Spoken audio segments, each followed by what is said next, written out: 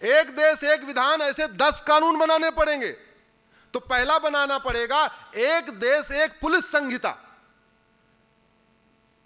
One nation one police code, जैसे जिससे कि पूरे देश की पुलिस स्वतंत्र होकर एक तरीके से काम करे, निष्पक्ष होकर काम करे, मंत्रियों के इशारों पे न नाचे, पुलिस के इशारे पे न नाचे, सत्ता के इशारे पे न नाचे, बल्कि वो निष्पक्ष होकर काम करे।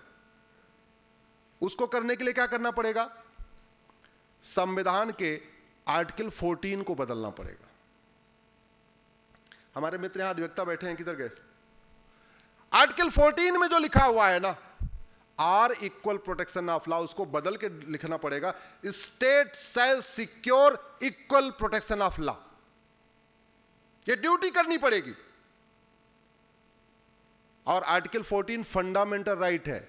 फंडामेंटल राइट को बदलने के लिए 2/3 बहुमत चाहिए। लोकसभा और राज्यसभा में अलग अलग तो हो नहीं सकता, तो ज्वाइंट में 2/3 चाहिए। ज्वाइंट में 521 सांसद चाहिए, राज्यसभा में 117 है, तो टोटल लोकसभा में कितना चाहिए? कितना चाहिए? 400।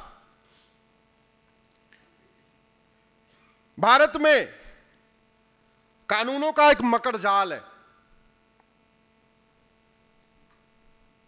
घूसखोरी का अलग कानून, जमाखोरी का अलग कानून, मिलावटखोरी का अलग कानून, कालाबाजारी का अलग कानून, नशा तस्करी के अलग कानून, मानव तस्करी का अलग कानून, अलगाववाद का अलग कानून, कट्टरवाद का अलग कानून, जिहाद का अलग कानून, धर्मांतरण का अलग कानून, घुसपैठ का अलग कानून, गोहत्या का अलग कानून।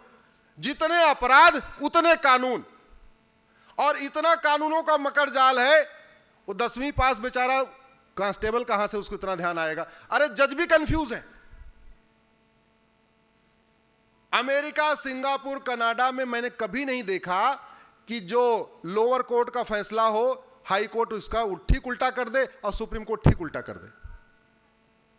यह भारत में होता है कि नहीं? डिस्ट्रिक्ट कोर्ट का फैसला अलग, हाई कोर्ट का फैसला अलग, सुप्रीम कोर्ट का फैसला अलग।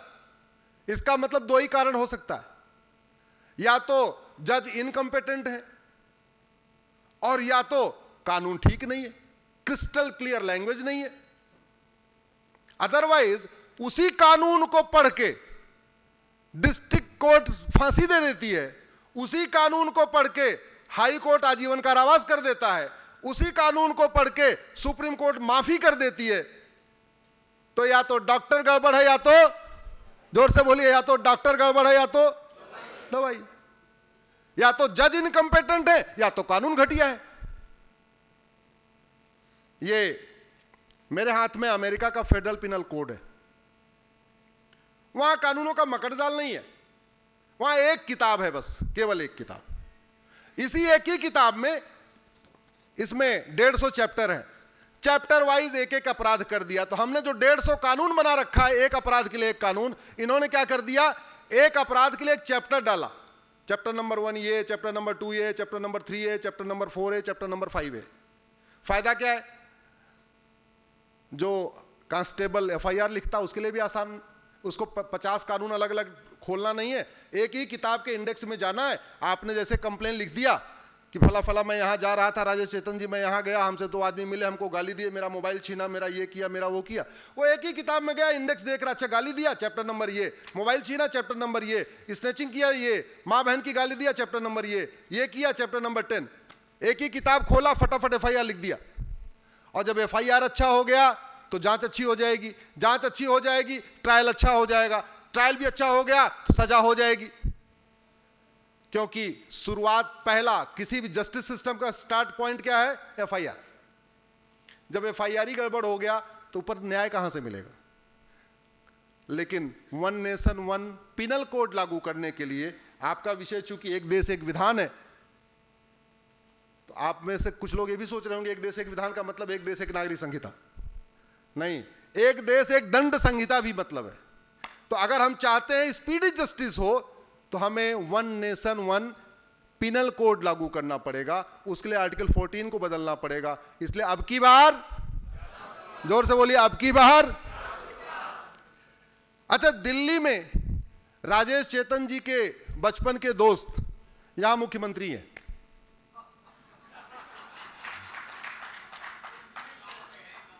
ये दोनों एक ही साथ खेलते थे। गुल्ली डंडा एक साथ खेला इन्होंने, एक ही साथ कंचा भी खेला इन्होंने। अब जब तक वो बाहर थे रोज प्रेस कॉन्फ्रेंस करके झूठ बोलते थे, अब जब से अंदर गए हैं तब से उनके विधायक, मंत्री और कई बार तो भाभी जी भी झूठ बोल रही हैं। बोल रही नहीं बोल रही? उनके विधायक प्रेस कॉन्फ्रेंस करते हैं कि उन्होंने ऐसे जान का खतरा है। मतलब सोचो कितना सफेद झूठ। तिहाड़ जेल किसके अंडर में? दिल्ली सरकार के। तिहाड़ जेल में कौन बैठा? दिल्ली का मुख्यमंत्री। और दिल्ली का मुख्यमंत्री अपने जेल के सुपरिंटेंडेंट पे आरोप लगा रहा है कि जेल में हमारी हत्या हो सकती है। एक राज्य का मुख्यमंत्री अपने ही जेल के ऊपर आरोप लगा रहा है। यह भी नहीं, क्योंकि पता है क्या सोचता है, झूठ बोल लो कोई फर्क नहीं पड़ता। इतने लोग समझदार थोड़ी हैं। लोग सोच रहे होंगे तिहाड़ तो सेंटर के अंडर में है, तिहाड़ का बड़ा नाम है, तो लोग सोच रहे हैं तिहाड़। अरे भैया तिहाड़ सेंटर में नहीं है, तिहाड़ दिल्ली सरकार के अंडर में। अच्छा, कभी आपने सोचा ये झूठ बोलते क्यों है? अच्छा, कभी आपने किसी को झूठ बोलने पे सजा सुनी क्या? कि झूठ बोला सजा हो गई। कल सुभाष अग्रवाल जी मेरे पास इसी काम के लिए सुप्रीम कोर्ट आए थे। इन्होंने कहा झूठ बंद कराइए, एक पीआईएल फाइल करिए झूठ को गंभीर अपराध घोषित करने के लिए। इसी विषय पे किसी एक और साथी को लेके आए थे, शायद वो नहीं है। अच्छा, आए हुए हैं? कहां है? अच्छा, वो पीछे बैठे हैं। हाँ, इन्होंने एक वेबसाइट वगैरह बनाई है और 2 लोग आए थे मिलने के लिए। भारत में झूठ बोलना पाप तो है, लेकिन झूठ बोलना अपराध नहीं है। इसलिए यहां सफेद पोश पर प्रतिदिन सफेद झूठ बोलते हैं। कोई किसी का झूठ बोलता। और कल तो मैंने देखा देश के गृह मंत्री अमित शाह जी का एक वीडियो एडिट करके बाकायदा कांग्रेस के एक बड़े नेता ने ट्वीट कर दिया था। क्यों? क्योंकि झूठ बोलना, झूठ लिखना, झूठी गवाही देना, झूठा हलफनामा देना, झूठी शिकायत करना, झूठा एफआईआर कराना, झूठा मुकदमा दर्ज करना पाप तो है, लेकिन और भय बिन होए भय है नहीं, इसलिए प्रीत सब झूठा झूठा काम करते जा रहे हैं। भारत में अगर झूठ बोलना गंभीर अपराध हो जाए ना, मैं गारंटी के साथ कहता हूं 50% मुकदमे ऐसे खत्म हो जाएंगे। 50% खत्म हो जाएंगे। केवल झूठ बोलने, झूठी शिकायत करने, झूठा एफआईआर करने, झूठी गवाही देने, झूठा एफिडेविट फाइल करने, झूठा मुकदमा करने पे गंभीर दंड, उसको गंभीर अपराध बना दिया जाए, 10 से 20 साल सजा कर दिया जाए, आधे मुकदमे ऐसे खत्म हो जाएंगे। ऑस्ट्रेलिया में झूठ बोलने पे 10 से 20 साल सजा है। अमेरिका में झूठ बोलने पे 10 से 20 साल सजा है। एक व्यक्ति को अभी अमेरिका में 25 साल सजा हुई है 2 शर्ट चुराने पे। ध्यान से सुनिए, चोरी की सजा वहां 5 साल है और झूठ बोलने की सजा 10 से 20 साल है। उसने एक शर्ट चुराया, 5 साल सजा हुई। लेकिन अगर आपने उसी अपराध को रिपीट कर दिया तो सजा डबल हो जाती है। उसने दूसरी शर्ट चुराया तो उसकी कितनी हो गई? 10 साल, तो टोटल हो गए 15 साल। और उसने एडमिट नहीं किया, जब पुलिस ने उससे पूछताछ किया उसने कहा हमने शर्ट नहीं चुराया, तो झूठ बोलने की 10 साल, तो टोटल कितनी हो गई? 2 शर्ट चुराने पे 25 साल की सजा। यहां 70,000 करोड़ का कॉमनवेल्थ घोटाला हो गया, 1,76,000 करोड़ का 2G घोटाला हुआ, 1,86,000 करोड़ का कोयला घोटाला हुआ। किसी को 25 साल हुई क्या? किसी को 25 साल हुई क्या? मैं इसलिए कहता हूं, अगर बड़े काम करने हैं, बड़े फैसले करने हैं, भारत को दुनिया के टॉप की कंट्रीज में शामिल करना है, तो पहले हमारा कानून दुनिया का सर्वोत्तम कानून होना चाहिए। दुनिया का सर्वोत्तम हाईवे बना के सर्वोत्तम भारत नहीं बनेगा। दुनिया का सर्वोत्तम एयरपोर्ट बनाने से ही सर्वोत्तम नहीं भारत नहीं बनेगा। सर्वोत्तम भारत बनाना है, सबल भारत बनाना है, सुरक्षित भारत बनाना है, समावेशी भारत बनाना है, तो सबसे पहले हमें सर्वोत्तम कानून बनाना पड़ेगा। सर्वोत्तम कानून कहां बनेगा? संसद में।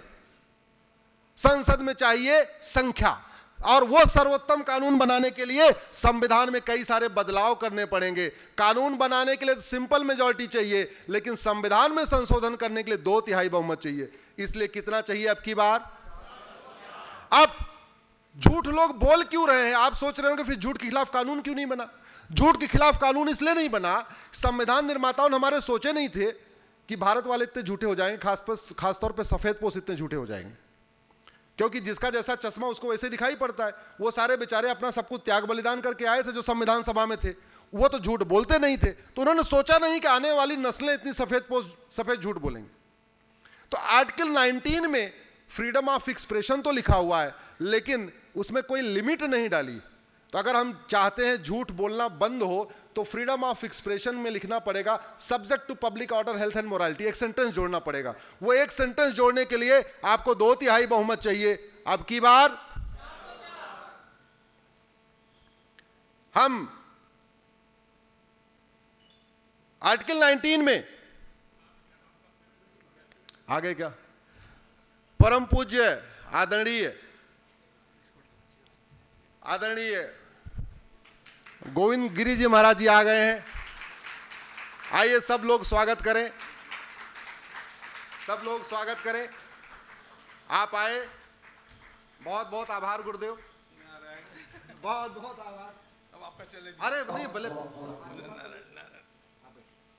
आप शांति से चलने दीजिए, मैं सुनने के लिए आया। जी। हमारा परम सौभाग्य है कि परम पूज्य स्वामी गोविंद देव गिरी जी महाराज पुणे से सीधे एयरपोर्ट से हमारे बीच उपस्थित हुए हैं। एक बार तालियां होनी चाहिए। तो इतना सौभाग्य है कि आज गुरुदेव मंच पर विराजमान है। और अश्विनी जी आपका धन्यवाद कि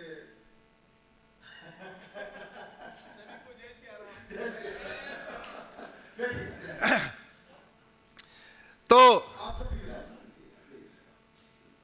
बात यही हो रही थी, आप आए गुरुदेव, उसके पहले बात ये हो रही थी कि सफेद पोष सफेद झूठ बोलते क्यों है। खासतौर पे दिल्ली में 2-4 लोग रोज प्रेस कॉन्फ्रेंस करके सफेद झूठ बोलते रहते, और उस सफेद झूठ से आम जनता गुमराह हो जा रही है। दिल्ली के मुख्यमंत्री जेल में है, दिल्ली जिस जेल में है वो दिल्ली सरकार